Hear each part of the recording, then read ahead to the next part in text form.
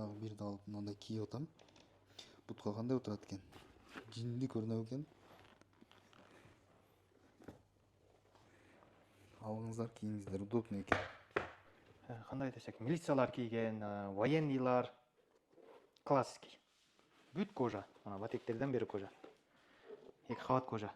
Мана жок масына. Тигил бүт элек эле. Анан подошва куюп көрдүк да. Жокко кийсе болот го. Эми өзүмчө эле ойлоном да бугачы. Мына үй тиричиликке огород айрыкча. Чөп чалка. Үй тиричилик өтө жакшы дейм да. Мына жерлери дагы тар болот дагы. Чаң кире бербейт. Жука, бутка ысыбайт. Таяк менен басып келген киши таягын колу кармалып кетти. Сүйүнүп. Атамекендик чистый өндүрүш, Подошвадан бүт өзүбүздүн кыргыз өндүрүштөр. Өзүбүз куюп чыгарып атабыз. Булар эми биздин кыргыз жериге ылайыктуу да. Неме болсо бул жаңы. Модель жаңы бул. Эми эле чыгып атат да. Мындан бычактан жасап делекми? Жасап баштай элебиз. Азыр бир катар чыгарып көрөлүк деп эле бир катар тигип көрдүк. Мындай кылып тигип көрдүк. Мына бир свет тигип көрдүк, анан Карастандан тиктик, ал успеть этпей калдык подошва куйгангачы. Найк түгү баягы подошва ошол. Куйма подошва тигип көрдүк. Бул эми тоо ташка намаз окугандар тоо ташка масы менен кийип алса жакшы. Эми үй тиричилик огородторго да жакшы да бул. Мыксык дебелесе дагы мындай калыңыраак өтпөйт. Анан кышта тоң калбайт, бул көбүнчө мынау биздин Кыргызстандагы суук жерлерге жакшы болот. Бир деле, бирби экөөнү эле куюп көрдүм деп чыгарганмынчы. Анан суроо талаптар көбүрөөк болгондуктан азыркыда көбүрөөк чыгардык. Ошол калып. Подошва, ошол подошва. Ичи мех, мындан да. Замок менен го. Экөө деле чыгарып көрдүм. Бирөөсү кетти, сатылып кетти. Бирөөсү турат. Өтүк десе дагы болот, сапожка десе дагы болот. Караңыздар. Өтө жакшы иштептир. Бул жерлерин карагыла. Коюп чыгыптыр, зерикпей. Ошол анан кийизден үчөөнү тигип көрдүк. Мурдадан тиккенбиз, эми подошваны сатып алып келип жаштырган. Азыр эми ушул өзүбүздүн подошвабызга кандай болот экен, калыбыбызга туура келбейби деп 39-40-41ди чыгарып куюп көрдүк. Жакшы чыкты, мына ичи натуральный кийиз. Жакшы чыгыптыр бул. Бул эми булдан бир эле уштуп чыгарып көрдүк. Үй тиричиликке кийгенге тепкилеп кийет. Жакшы болуптур бул жерлери. Мага аябай жакты да мына ошолчу. Мына кыска-кыскадан болуп, мына бутту кажыбай, Жумшак, мына сырты мынagadan жумшак кожа койдук да, тайчы. Кызыл ашка тийсе дагы. Буну канча кылып бересиз? Оптуми. Мындан жакшы чыкты. Мындан чыгарып сатып атабыз. Канчадан кетип жатат эми? Мына неге мындай үстү мындай болот деп сурасам, бул эң биринчиден чоок неме түшсө мына бул күйбөйт да кожа. Булардан кийип иштесе болот, мына бул тез үзүлүп калат. Бул биринчи жагы. Бул болсо эчтеке болбойт, буттун ичиге кирип кетпейт, мындай толук тартылымдай болот. Экинчи жагы, эгерде бияка электрод же чок түшкөн болсо, муну оңой чечип, бутту чыгарып алганга оңой болуш керек экен. Бул закондо каралат экен, чоң ишканалардачы. Бул бооду чечип, буттун алгыча бул музда бүтөт. Алар только устачылыкка кийим, темир кое берсин десе кое беребиз. Бирок булар баасы насипе собукка караганда бир аз кымбатыраак. Не дегенде иш көп да. Ассаламу алейкум, урматтуу биздин YouTube каналыбыздын көрөрмандары. Сиздердин талабыңыздар боюнча, суроолоруңуздар боюнча дагы мына Талайбек агабызга келдик. Ассаламу алейкум. Кандайсыз? Ассалам. Иштериңиз жакшы жүрүп жатабы? Жакшы, Кудайга шүгүр, жакшы.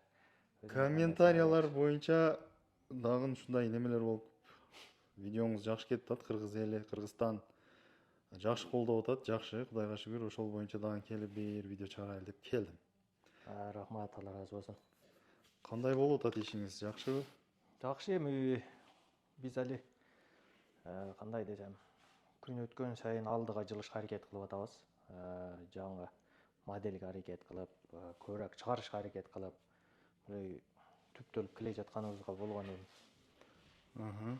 Өзүбүз баштаганыбызга 3 жыл болсо, станоктор келип болуп, станоктор жүргүзүп жолго салынып баштаганга 1 жыл болду. Мына подошва станогубузду жүргүзүп, муну иштеткенибизге бир 1-2 ай болуп калды. Азыр мына ушулар азыр бүт өзүбүздүн Атамекендик чистый өндүрүш, подошвадан бүт өзүбүздүн кыргыз өндүрүштөр. Өзүбүз куюп чыгарып атабыз. Булар эми биздин кыргыз жериге ылайыктуу да, тоо ташка. Бул шаар жердеги эл анча ала бербейт. Биздин эми өзүмдүн түшүнүгүм боюнча да, бул тоо таштар өтө жакшы. Кече бирөөсүгө биздин өзүбүздүн айылымызга эле бир өтүп бергенмин. Кандай экендигин мага жолукканыңды айтып коесуң деп айтсам, кече жолугуп калды. Ташка эч кайтарат. Өтө жакшы экен дейт. Ташка жабышканы жакшы экен, басканга удобный экен дейт. Мурда болсо бул бекем болсун деп машинанын покрышкасын койдук. Азыр ошону сыйрып алып ташадык да, муну куюп бердим өткө. Өтө жакшы экен дагы азыр. Жакшы мактоо сөздөрдү. Бул куйма немеңиз, подошваңыз. Подошва куйма. Неме болсо бул жаңы. Модель жаңы бул. Эми эле чыгып атат да, мындан бычактарын жасап делекмин. Жасап баштай элекпиз. Азыр бир катар чыгарып көрөлүк деп эле бир катар тигип көрдүк. Мындай кылып тигип көрдүк. Мына бир свет тигип көрдүк, анан Карастандан тиктик, ал успеть этпей калдык подошва куйгангачы. Жакшы көрүнөт экен. Жаңы модель жакшы. Өзүмө да жактуу ушул модельдер. Бул муну модельдер алдың эле бар эди бул. Nike түгү баягы подошва ошол. Куйма подошва. 2 слой. Мынакта иш кана деп тура турган кийим болуп калат да. Тепкилеп кийгенге мына калошкадан куюп көрдүк мына. Бул эми тоо ташка намаз окугандар тоо ташка массы менен кийип алса жакшы. Эми үй тиричилик огороддорго да жакшы да бул. Мыксык деп эле эсе дагы мындай калыңыраак өтпөйт. Манан кышта тоңуп калбайт. Бул көбүнчө мынау биздин Кыргызстандагы суук жерлерге жакшы бул. Көпчүлүк подошвалар кышта тоң калат, катып калат. Айрыкча калыштардык. Булар андай болбойт. Эми ушулардан ичиге зимний кылып чыгарабыз кышкыга. Муну азыр эми кандай чыгат экен деле куюп көрдүкчү, бирден экиден. Өткөндөгү чыгарылыштачы мына кроссовканы бир бирби экөөнү эле куюп көрдүм деп чыгарганмынчы. Анан суроо талаптар көбүрөөк болгондуктан азыркыда көбүрөөк чыгардык. Бирок тиккендерибиздин баардыгын успеть этпей калдым. Светтөөчү болуп анан бирөкөө тезирээк бүтүрүп бериңиз дегендигиден тезирээк чыгарышка туура келди дагы. Успеть этпей калдык. Анан светтан ремонт болуп өчүп калды. Зимнийден дагы тигип коюпсуз. Бул натуральный мех. Бул эми подошва биздики эмес бул. Муну сатып алып келип жабыштырганбыз. Ошого эле буларды куйсак болот. Ушул эле мына калыптары бир да. Ичидеги калыптары бир. Мынолдан ошол калып. Подошва, ошол подошва. Ичи мех. Мындан да. Замок менен го. Экөө деле чыгарып көрдүм. Бирөөсү кетти, сатылып кетти. Бирөөсү турат. Өтүк десе дагы болот, сапожка десе дагы болот. Караңыздар. Өтө жакшы иштептир. Бул жерлерин карагыла. Коюп чыгыптыр, зерикпей. Ошол анан кийизден үчөөнү тигип көрдүк. Мурдадан тиккенбиз, эми подошваны сатып алып келип жабыштырган. Азыр эми ушул өзүбүздүн подошвабызга кандай болот экен, калыбыбызга туура келбейби деп 39-40-41ди чыгарып куюп көрдүк. Жакшы чыкты, мына ичи натуральный кийиз. Жакшы чыгыптыр бул. Бул эми мал карагандар жыргайт го мен кийип алса. Мал базарга каттагандар, суук жерде турган, базарда тургандарга да жакшы болот. Базарда тургандар. Кыймыл жок дагы üşүйт да.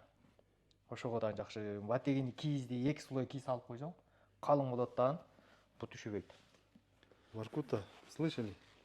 Так, ушул жерде баасын сразу айта алам. Анан Атакул аканы чакырып жүрбөйлү, баасын айтышка, немелер айтышса. Мунун баасы кийиз коюлган өтүктүн баасын 2,5 миң баа койдук. Анан оптум ойлоно элекпиз муну.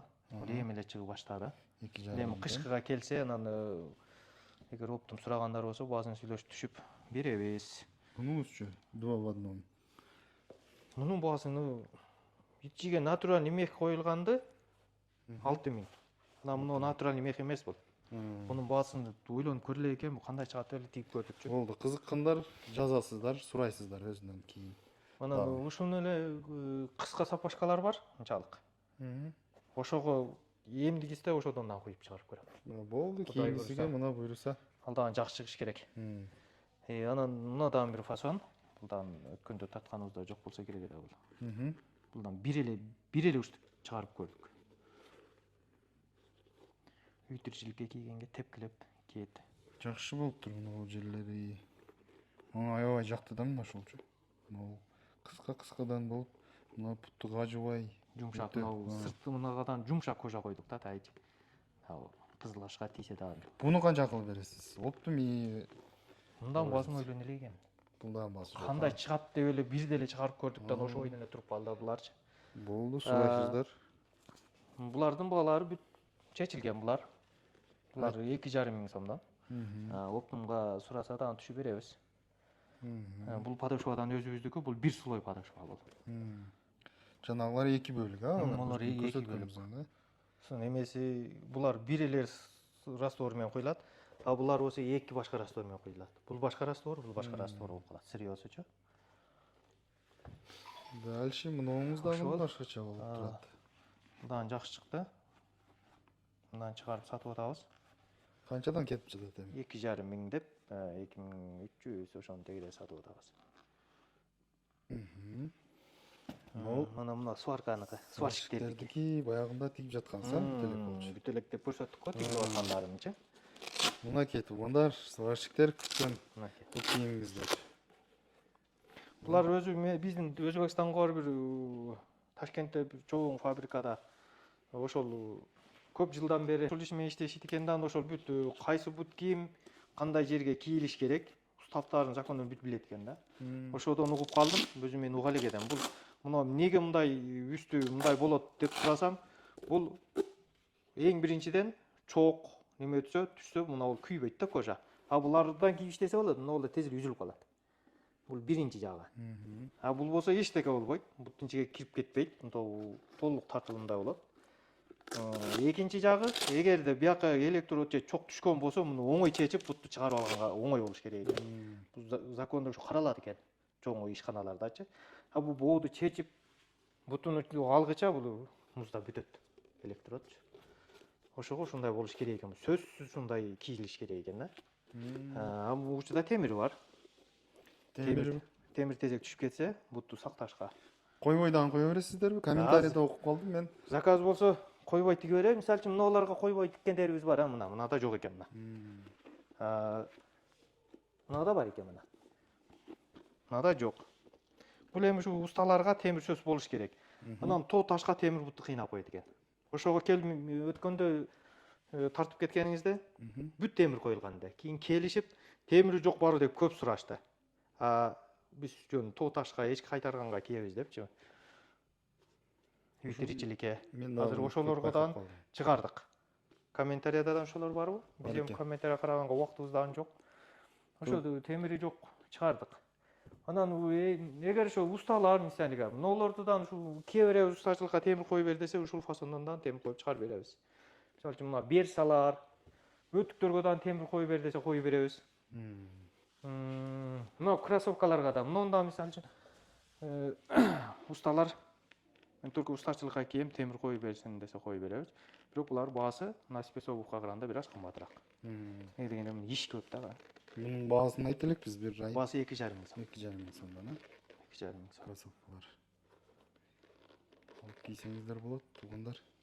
Кыргызстан бүт кожаный. Кыргызстан боюнча жөнөтүү жүрө бересиздер да, доставка. Мына Кыргызстан боюнча азыр таксилер көп го. Таксилер менен жөнөтүп атабыз. Берги эмне деп айттыңар деп бая таксини? Ылдам таксилерден жөнөтсөк баасы кымбат болот экен. Бирок адреске алып барып берет экен. Бирок 405 сомго алып барып берет экен. Бир бут кийимде. Бергилер 150 сом, 200 сом менен кетет. Бирок Бишкектин стоянкасынан алып кетиш керек да. Кетти. Мына дагы кандай десек, милициялар кийген, военныйлар, классский. Бүт кожа, ана батектерден бери кожа. 2 кабат кожа. Батеги. Муну Союзду көргөн кишилер бүт билет, микропор. Илгери Союз маалда бүт ушундай болгон. Кроссовка дагы, туфеллер, өтүктөр бүт ушундай коюлганчы. Мунун жакшы жагы сыз өткөрбөйт, ыстык өткөрбөйт, жакшы жагы. Жаман жагы тез желийт, анан кышта көбүрөөк таят. Ошонусу бар. Эми бардык эле нерсе 100% жакшы эмес да. Адам дагы, айбан дагы бүт бир жагында бирке кемчилиги болот да. Мунун кемчилиги ошо, бирок өтө жакшы. Ал бияка кышта тайбай турган өзүнүн резинкалары бар. Мына окшогон.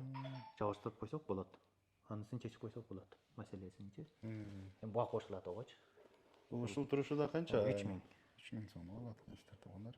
Эми ушуну милицияларга предлагать этсек болот да.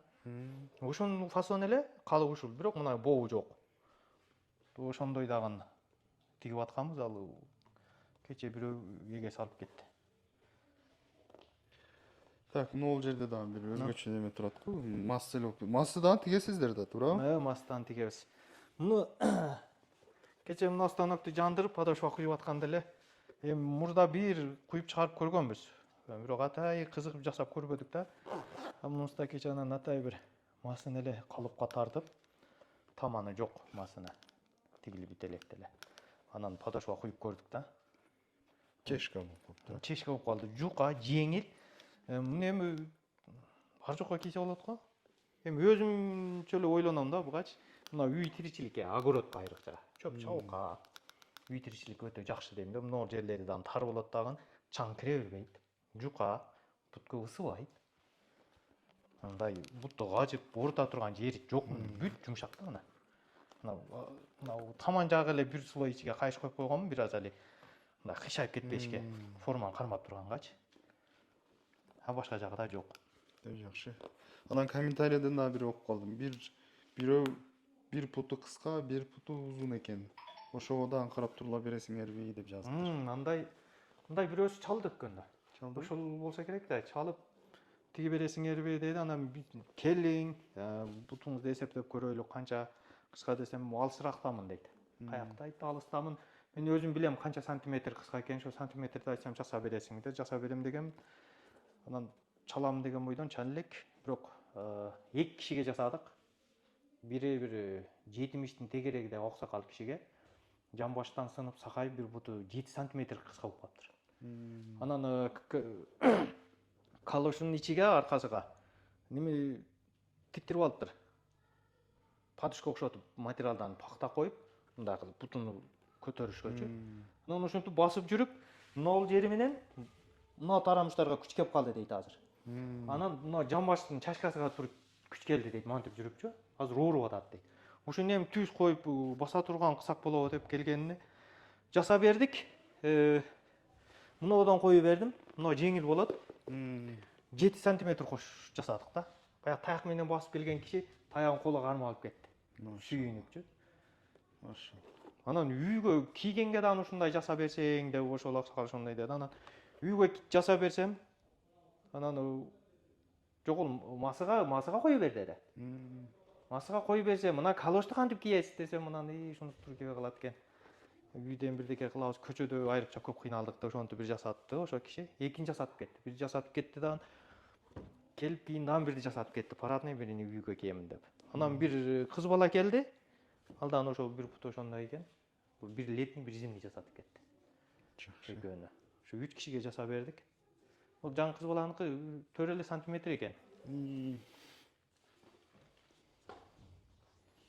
Уктуңуздар туугандар, көрдүңүздөр, өттүк, берци, кроссовки бүт бар экен. Талабыңыздарга ылайык бар. Дагы талабыңыздар болсо, комментарий калтыра бериңиздер, биз ушул жердебиз. Кызматыңыздардабыз. Айтсаңыздар дагы келип тартып чагылдырабыз. Ушундай туугандар, кыскача маалымат Мына аракет кылдык. өтүктөр боюнча кече мына тоо ташка кой эчки карагандар бир экөөнү алып кетишкен. Ошолор менен бирге жүргөн дагы бир киши көрүп, мындай суудан өтпөйт экен, кожа жакшы экен деп угуп келип башка бирөө алып кетти. Эми биз өзүбүз жасап атып, өзүбүз айтсак көбүнчө эле көп эл туура эмес кабыл алышы мүмкүн. Бирок факт бизден келип ушинтип алып кетти да. Жакшы экен деп анан ошол мактай турган эле нерсе. Ооба, мына ата мекендик, чисто ата мекендик өндүрүш туугандар, мекендештер колдойлу, алайлы кийип, өзүбүзгө өзүбүз кам көрөлү. Балдарыбызга дагы жан кичинекей неме дагы көрдүм, размери кичине бир. Кайда кой, мына албы? Канча ушунун размери? 38. 38 экен, а? Өтө мындай сулуу чыгыптыр. Өзү негизи 30 размерден жогору чыгарып аттык. Былтыр окуу ачылышыга 30дан баштап чыгардык. Жакшы. Окуучулар дагы ата-энелери бүт жакшы, балдарыбыз буттары жакшы болуп калды. Тердебей. Буттар таза жүрүп калды деп жолуккандар рахмат айтышып атат. Комментарийда аны окуп калдым да, биз балдарыбызга алмакпыз, детский тиксеңер депчи. Тигебиз, тигип атабыз. Азыр көбүнчө ушу күндөр мынау калыбыз келди дагы. Ушунун үстүнөн иштеп атабыз, бирок окуу ачылышыга чыгарабыз кроссовкаларды. Анан мынау подошва менен поло классикий туфли мектепке окуучу балдарга ылайыктуу кылып чыгарабыз, Кудай буйрса. Анан мынауга дагы бир кандай ой пикириңер бар айтып койсоңор. Массага подошва куюп койдук. Бирде эле чыгарып көрдүк, бул эми эл кандай кабыл алат. Эгер жакшы кабыл алган болсо, Кудай буйрса көбүрөөк чыгарабыз. Кече бирөөсү келип көрүп кетти да, 43 кийет экен. Барбы дейт. Жок, мен бирде эле чыгардым. Бирди чыгарып берчи мага деп бир заказым бар азыр. Ушуга. Комментарий күтөбүз туугандар. Отзыв, ой пикир калтырыңыздар. Анан кийинги чыгарылышка аракет кылалы. Мен ушул бир бут кийимдин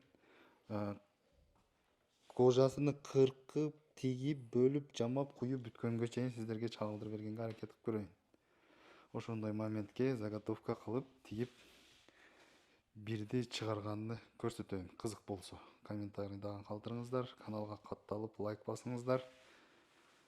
Атамекенди өндүрүштү колдоп, атамекендик өндүрүштү чыгарып аткан бизге окшогондорду дагы колдоп катталыңыздар. Комментарийда же кимден уктум, мынау кожа боюнча суроолор болуп калат экен, ушундан айтып кетелик. Мынау азыр кожа, караганда 2 башка кожа да. Бирок качествосу бир, заводу бир фабриканыкы. Болгону бул мына бетиге ушундай неме басып койт экен. Из калтырабы? Из калтырып басып койт экен. А бул кожанын өзү. Көпчүлүгү мынауну 2 кожа деп ойлошот экен. А бул дагы фабрикасы бир ушул мал кожа. Биринчи биз ушудан көбүрөөк тиксек, бул мындай эко кожага окшоп калыптыр, мындайдан тикпейсиңерби деп суроо талаптар болгон да. Анан ошодон бери эле ушул сыйка кожадан тигип атканбыз. А бирок бул жакшы жарашат экен да. Бул жакшы жарашат. Ошого анан кече ошол Өзбекстандагы сабак алып жүргөн агайыбыз десек болот. Ошол келип көрүп анан ар бир бут кийимдин өзүнүн жарашыктуу немеси бар дейт. Кожасы мындай бетиге басылганычы, из салынганы. А бул өтүк, мына спец обувь, берса, ушундай дандуу деп коет алар. Ушундай алып тиксеңиз жакшы болот деген. Азыр ушундай кожа алып келип тигип көрдүк. Чындыгында жакшы көрүнөт экен. Ооба. Вид жакшы. Негизи ушул кожа азыр сал мода болуп атат. Кроссовкаларга да бүт карасаң ушундай тигилип атат да. Кроссовкаларда. Бирок бизде жок, биз тиге элекпиз. Бул жерге келсеңиздер туугандар, бардыгын эле ушу алып кие бергиңиз келет экен. Муну бутка салып көрсөң дагы бир жакшы болуп турат. Буну кийсең өзүнчө бир жакшы, буну кийсең дагы бир башка. Акчаны быр кылып алып ала берсең ушу. Ушундай эфирди аяктайлы анда. Суроо талаптар болсо жазсаңыздар дагы чыгабыз буюрса. Ассаламу алейкум ва рахматуллахи ва баракатуху. Так, достор, мына мен дагы бирди алып мындай кийип атам. Бутка кандай болуп турат экен? Жинди көрүнөт экен.